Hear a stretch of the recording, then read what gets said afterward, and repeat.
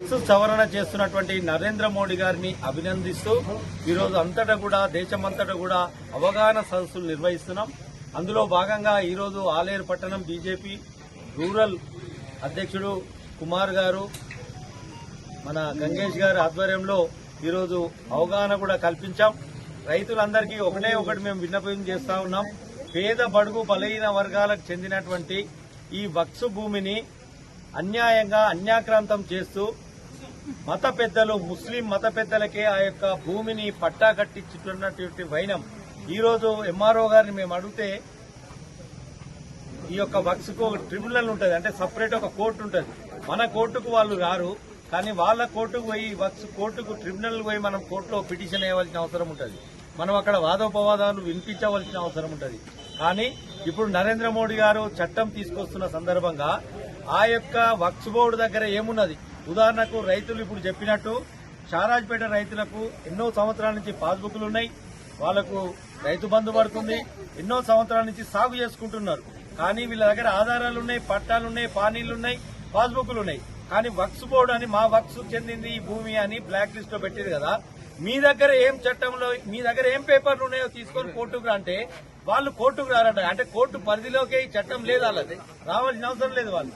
కాబట్టి ఇప్పుడు తీసుకొచ్చిన చట్టం ఏంటంటే మీ దగ్గర ఏ పేపర్లు ఉన్నాయి, మీ దగ్గర ఏమో కాయిదాలు ఉన్నాయి, అవన్నీ తీసుకొని కోర్టుకు తీసుకురావాల్సిన అవసరం ఉన్నది. ఈ చట్ట సవరణలు నరేంద్ర మోడీ గారు చేస్తున్నటువంటి సవరణల్లో వక్స్ బోర్డు కూడా కోర్టుకు రావాల్సిందే. మీరు రైతులు ఎట్లయితే వాళ్ళ దగ్గర ఉన్న ఆధారాలు సబ్మిట్ చేస్తున్నారు కాబట్టి వక్స్ బోర్డు అని మీరు అంటున్నారు కదా, మీ వక్స్ బోర్డు దగ్గర మీకేం కాయిదాలు ఉన్నాయి కూడా కోర్టుకు సమర్పించాలనేది మేము సవరణ తీసుకొస్తున్నాం. సవరణ 4 ప్రకారం ఈ భారతదేశంలో ఉన్నటువంటి లక్షలాది కోట్లాది ఎకరాల భూమిని ఈ యొక్క ముస్లిం మత పెద్దలు మాత్రమే దాన్ని ఉపయోగించుకుంటున్నారు, అమ్ముకుంటున్నారు. ఓవైసీ గారు ఆ యొక్క వక్స్ బోర్డు భూమిని అంత పెద్ద హాస్పిటల్ కట్టిండు, ఆయన యొక్క కాలేజీ కట్టుకుండు, ఎంబీఏ కాలేజీ నుంచి మెడికల్ కాలేజీలో వరకు కట్టుకున్నాడు ఓవైసీ. ఇవాళ భారతదేశం మొత్తం ఆయన ఏం చెప్తాడు, వక్స్ బోర్డు రద్దు చేయాలి అని మీరు చూస్తున్నారు. వక్స్ బోర్డు మాకు ముస్లింస్ కు అన్యాయం చేస్తున్నారు. కాదు, ముస్లింకు ఉన్నటువంటి పేద ముస్లింలకు న్యాయం జరుగుతుంది, పేద హిందువులకు కూడా న్యాయం జరుగుతుంది. వాళ్ళకు అవసరాల దృష్ట్యా మనము హాస్పిటలే గాని, స్కూల్సే గాని, వాళ్లకు 70 గజాలు వాళ్ళకు ఇల్లు లేని వాళ్ళకు కానీ ఇల్లు కట్టించడానికి కానీ అన్ని అవసరాలకు ఈ వక్స్ బోర్డుకు ఉపయోగించుకుంటామని ఈ సవరణలో భాగంగా భారతదేశం ప్రజల్లో అవగాహన సదస్సు జరుగుతున్న సందర్భంలో ఉమ్మడి నల్గొండ జిల్లాలో, భువనగిరి జిల్లాలో, ఆలేరు అసెంబ్లీలో, ఆలేరు మండలం టౌన్ లో ఈరోజు అవగాహన సదస్సు జరిగింది. ప్రజలకు అందరికీ కూడా ఈ చట్టం మీద అర్థమయ్యే రీతిలో మేము సవరణలు సమర్థించాలని ప్రజలను వేడుకోవడం జరిగింది. ప్రజలందరూ కూడా ఈ సవరణ చేస్తున్నాడు నరేంద్ర మోడీ గారికి ధన్యవాదాలు తెలియజేస్తా ఉన్నారు. ఇక్కడ మీరు చూశారు, ఇప్పుడు రైతులు కూడా చాలా మంది రైతులు వాళ్ళ ఆవేదన వ్యక్తపరిచి మాకు నరేంద్ర మోడీ గారు చేస్తున్నటువంటి చట్టం వస్తే వెంటనే ఇప్పుడు ఎంఆర్ఓ గారు వాళ్ళు కూడా కొత్త చట్టం వస్తే మాత్రమే మేము చేయడానికి ఆస్కారం ఉందని చెప్తున్నారు. కాబట్టి వీటన్నింటికి రైతులు, మామూలు జనాలందరూ కూడా మోడీ గారికి హర్షాతి వ్యక్తపరుస్తున్నారు, ధన్యవాదాలు వ్యక్తపరుస్తున్నారు.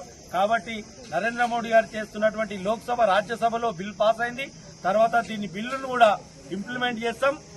ఎన్ని గొడవలు సృష్టించాలని చూస్తున్నా ఈ వక్స్ బోర్డుకు వ్యతిరేకంగానే కాశ్మీర్లో 30 మందిని, మొన్న 26 మందిని పొట్టన పెట్టుకున్నారు. భార్య ముందే భర్తను చంపేశారు. 23 నిన్న కాక మొన్న రాత్రి జరిగిన సంఘటన ఇదంతా. నరేంద్ర మోడీ వాళ్ళ భార్యకి చెప్పిండు, నరేంద్ర మోడీ చెప్పుకోపో మేము చంపినామని. నన్ను కూడా చంపమంటే కొత్తగా పెళ్లైన 16 తారీఖు పెళ్లైతే 22 తారీఖు చంపేశారు.